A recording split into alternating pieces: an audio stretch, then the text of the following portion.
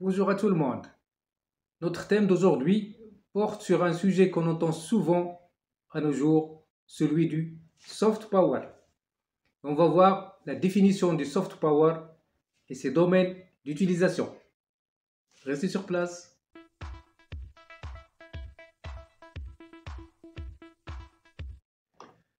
Le soft power en tant que pratique et réalité n'est pas quelque chose de nouveau, puisque toutes les civilisations à travers l'histoire humanitaire affichaient leur volonté d'influencer et de rayonner. Mais ce n'est que grâce à Joseph Nye, qui est un politicien américain, que ce mot devient à la mode et courant sur toutes les lèvres. Joseph Nye définit le soft power comme étant la capacité de séduction et de persuasion d'un pays ne reposant ni sur la force ni sur la coercition, mais exercer une influence auprès d'autres acteurs pour les amener à penser d'une manière convergente ou de changer de comportement de manière douce et indirecte. On peut donc définir le soft power ou, comme certains disent, puissance douce ou pouvoir mou comme étant l'art d'obtenir ce que l'on veut de la manière douce, en incitant l'autre à vouloir ce que vous voulez et par conséquent vous donner de son plein gré ce que vous désirez. Par opposition au hard power qui utilise la manière forte à travers la puissance militaire ou les sanctions économiques pour imposer sa volonté et obliger l'autre à se soumettre et par conséquent vous donner ce que vous désirez par la force des choses. Et c'était la manière privilégiée des civilisations expansionnistes et des puissances coloniales et impériales qui mobilisent leurs forces militaires pour conquérir des territoires, soumettre les autres populations et obtenir ce qu'ils désirent en termes de richesse, de pouvoir et de domination.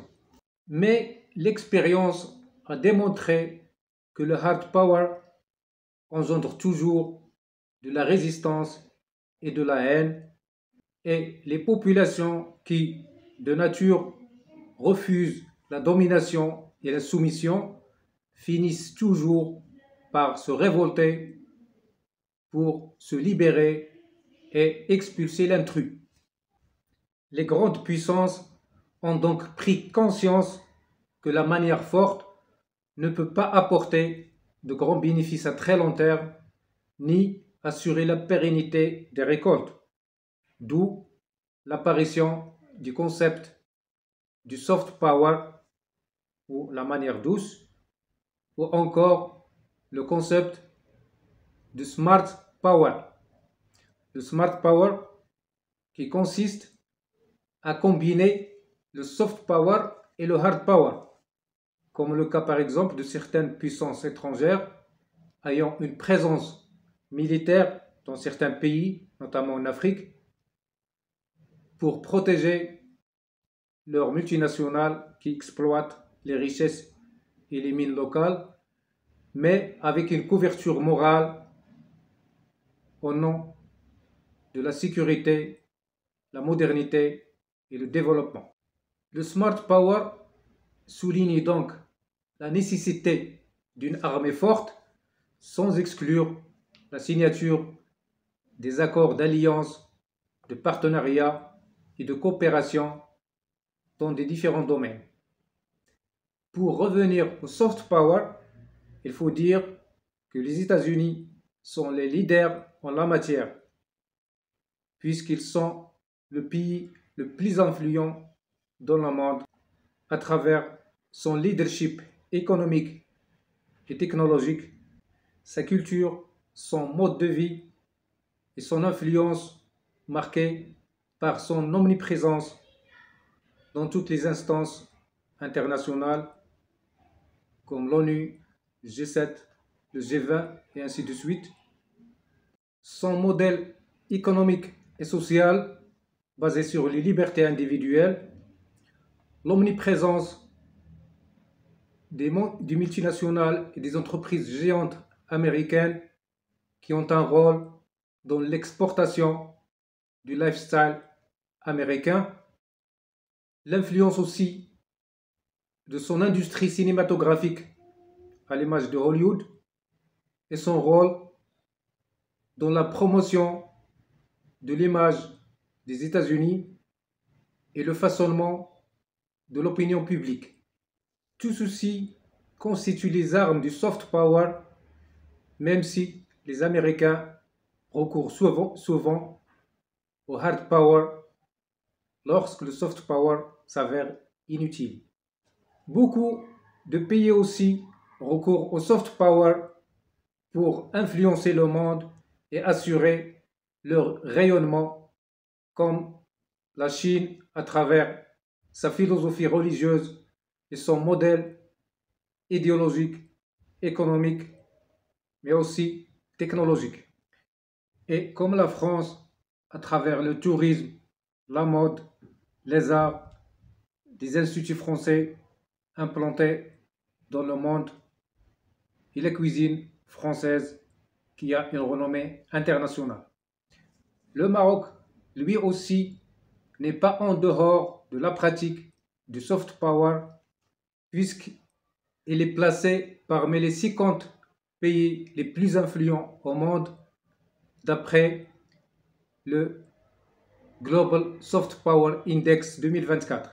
Grâce à l'efficacité de son lobbying et à son influence à travers des liens tissés avec des élites dans de différentes instances internationales et qui visent à obtenir le soutien des pays qui lui sont favorables ou au moins la neutralité des pays qui lui sont défavorables.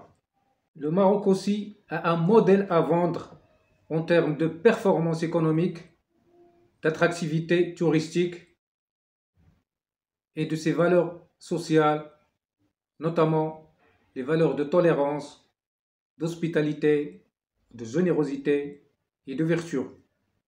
Sans oublier la diplomatie religieuse menée par Sa Majesté en tant que commandeur des croyants et qui consiste en la formation des ulama africains sur les principes d'un islam modéré et la diplomatie des phosphates qui consiste à aider les pays pauvres à assurer un minimum de leur sécurité alimentaire.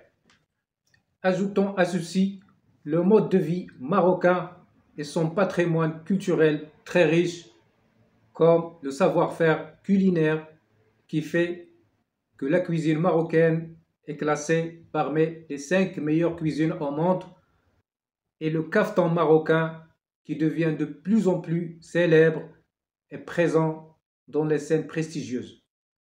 Sans oublier la présence déterminante des Marocains dans les médias et les réseaux sociaux et la performance des sportifs marocains à l'échelle internationale.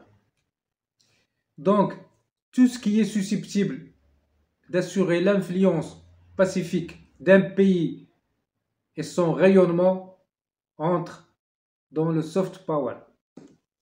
C'est ainsi que s'achève cette vidéo. Si vous avez aimé le contenu, n'hésitez pas à liker, à partager et surtout commenter. Et pour ceux qui ne se sont pas encore abonnés, c'est le moment de le faire. Et pour plus de vidéos, tapez seulement Viens savoir. À très bientôt. كنخدم معك اسلوب ديال الجذب والاقناع، كنخليك تبغيني. يعني العلاقات الدوليه واحد جزء منها فيه هذاك اللي هو لي با. It did not go down under artillery barrage of hard power. It went down under people wielding hammers and bulldozers. يمكن لي انا نحافظ على بقاء السلطه وبقائي في السلطه من خلال الهيمنه، والهيمنه من خلال الثقافه. هذا أنطونيو غرامشي.